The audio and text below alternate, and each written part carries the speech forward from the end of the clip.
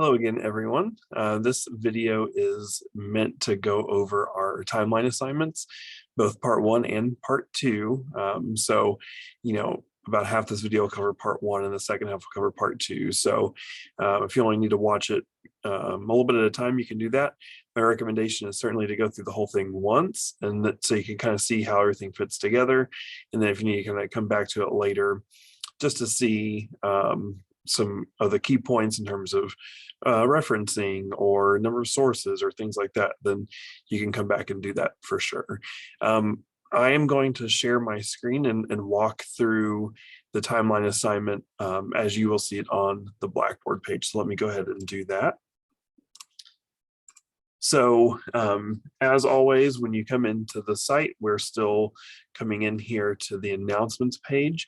I'm going to jump us straight down to the timeline. So you are going to see other links within the units that get you to the same place. But if you're coming in just for the sole purpose of your timeline, feel free to jump straight to one of those hyperlinks. So I'm going to take us to part one first, and I'm going to pull up the instructions. Now you'll see there are more than just the instructions here. I'm going to talk about this link here in a second.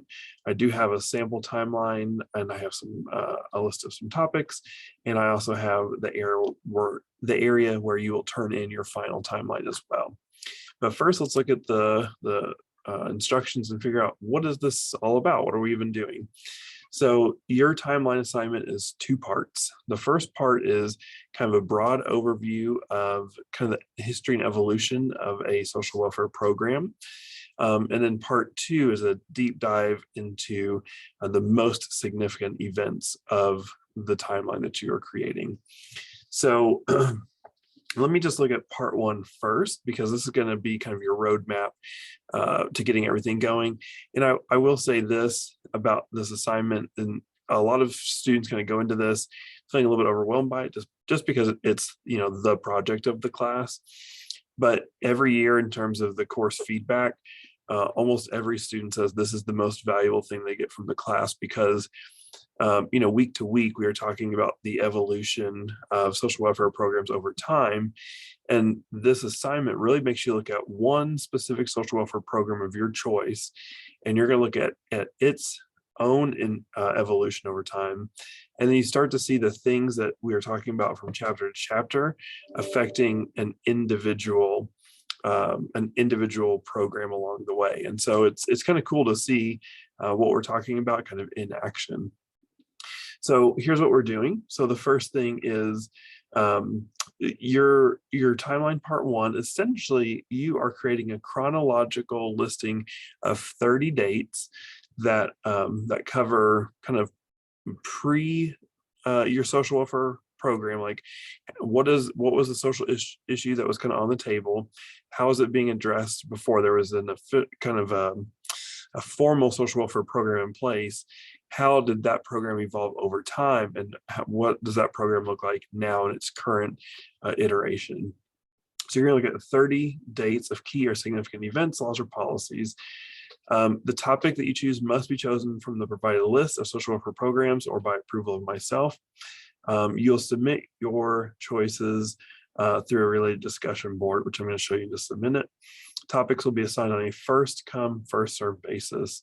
So you actually won't even have to wait for me to approve your topic unless you're doing something that is not on the list. But in order to claim your topic, you have to go onto the discussion board to lock it in. A couple things here. I said select a social welfare issue or topic area you're interested in and trace its evolution from early events until present. So we kind of want to cover the whole span, as I had said earlier. Each event should include the date, the event, and a short paragraph describing the event. Couple things in terms of references. One, do not copy and paste your dates from source material. This is still a research paper, and so you don't want to just copy and paste unless you're providing direct quotes and you're providing the source immediately following. We're not copying and pasting. I know that there are several things that exist out in the world in these different programs that are already kind of pre-made timelines, and the last thing you want to do is to just pull straight from those. Number two, include an APA style references page at the bottom of your timeline that should include at least 3 different references. I said you will not need to do in-text citation for this part 1 assignment, but you will need to for phase 2. I do occasionally shoot these back to students and make them do in-text citations if you are showing high signs of I don't say plagiarism necessarily, because it's usually not intentional, but sometimes folks don't really heed this advice very well. They pull too much from source material without citing it. And if I see that, I'm going to make you go back and cite it. And then the third point, your work will be submitted through SafeAssign, which checks the web and prior student papers for plagiarism. Make sure you're providing your own unique work. Okay, a couple things here on the grading criteria. So this part 1 is worth 80 points. So here's how the breakdown works. 1, you're going to get 1 point each of, do I have the date and some identified thing that occurred? So that's going to be 1 point per 30 dates. I'm going to say, provide a brief description in the form of a short paragraph describing the detail and meaning of each date. So this is where everyone misses points. If they are just indicating the date, but they don't say kind of, why did I choose this date? Why is it important? Then you're going to miss points. So make sure that you do that. So I say, consider connecting the dates together logically and chronologically, walking the reader through the entire time period prior to the existence of your program through modern times. So help us connect the dots. Don't just put them all out there kind of haphazardly. Help us kind of, if I don't know anything about this topic, help me connect the dots and figure out what happened before this program existed. How did the program come into existence? How did the program evolve over time? How is it looking now? And maybe even in that future, even in that present piece, where is it heading? Are there current issues that are still being addressed? So you have flexibility in what you want to do, but you want to walk us through that. And then the last is 20 points for overall presentation and professionalism of the assignment, spelling, mechanics, formatting, etc. So that is kind of the basic for the rubric. I do have some pro tips down here that I want you to go back and check out as well. It helps kind of explain some of the things to consider as you're working through and thinking about your topics and events. One thing that I do want to point out is that when individuals are looking at dates, one of the things that I address multiple times every single semester is that you do not only need to choose dates that are directly tied to your topic. And what I mean to say is, sometimes what I'll get is someone will go onto a government website and they'll give me 30 dates of amendments to the program through like legislation. And so it's like 30 dates of, on this date, Congress passed X, Y, and Z to provide an extra $10,000 in funding to this program or whatever. And I don't need 30 dates of that. Like, if we are talking about something housing related, for example, or let's say we're talking about like food stamps or SNAP, then it may not be a bad idea to talk about something like the Great Depression. What did food insecurity look like prior to the existence of SNAP? How were those who did not have access to food, how did they, how was society wrapping their arms around them, or were they wrapping their arms around them? What did the early iterations of SNAP look like following the Great Depression and things like that? So, if we need to throw in contextual dates like the Great Depression, World War II, all of those kinds of things, do it. Those are perfectly fine, and those would count towards your 30. So I'm going to close this piece off. I'm going to look back here. We're still under part 1. One thing I want to show you is just a quick timeline sample. So this is an individual from a prior class. They did their topic over the Ryan White HIV/AIDS program. And this is a perfect format for this class. It's real easy for me to see really quickly how many dates he has. It starts with 1986. So we're kind of going towards the beginning of his topic. We're not kind of jumping into the middle here. He could have probably gone further back in this timeline, and he even talked about how HIV and AIDS were being addressed before this piece. But we started at 86, and that's fine. But you can provide more historical contextual if you want. And so here it is, the very first line, 1986. Human Resources and Services Administration funds first aid program. So boom, 1 point, because that is the date, what happened. And then here is your explanation, which is your other point. So why, what is this? Why is it important? And you're going to see that over again. Here's the date. Why did I choose it? Why is it important? Here's the date and what happened. Why did I choose it? Why is it important? And so you're going to have 30 dates. He actually provided a couple bit more. And then the one piece that is actually missing from here is a references page. And that's because at the time that we did this, I did not initially require a references page for part 1, but I am requiring it for you now. So that's the only thing to be missing from here, would be to go back and add a references page. Okay, so that is a quick sample. I am going to show you the discussion board because I talked about your topic a little bit. Before I jump out of here, here is where you're going to submit your assignment, and you're ultimately going to come in here and you're going to attach your assignment and upload it and then submit it that way. You're not going to do anything in this text submission. You're not going to do anything there. You're going to upload it as an attachment. The one thing that I'll say is that Blackboard does not accept pages and page or whatever that file type is for Mac. So you need to be able to convert it to something else. And usually it's either going to be a doc or the very least, if you can't get it into one of these formats, then sometimes folks will do a PDF. But try to get into a doc if possible. That's the best. Okay, so this is a link to the discussion board. I guess you won't actually see anything from here because it goes straight into the thread. So let me actually take you out one step further. If I go to discussion board quick access, essentially what I just clicked into is this piece. This is a little bit more descriptive for you. So what this is going to be where you come in and choose your topic. So you see a list of bulleted topics here. You can come in and choose anything from the list whatsoever. Whatever you are interested in doing, you are going to enter into a brand new thread, and you are going to come in here and you're going to create your thread, and then you're going to follow the formatting of that front page and essentially put your name and the topic that you chose. And if you are the first person to choose that, then that is your topic. You don't have to get any further approval from me. So if you're doing SNAP, you put your name. So you put Aaron Pryor, and I'm doing SNAP. And then you're good to go. Now, when you click on this, once you start getting some folks to submit things, you're going to see, a list of individuals here. So you need to read through here first. And if Sally's doing Medicaid, you can't do Medicaid also. So you got to choose a new kind of unique program from that list.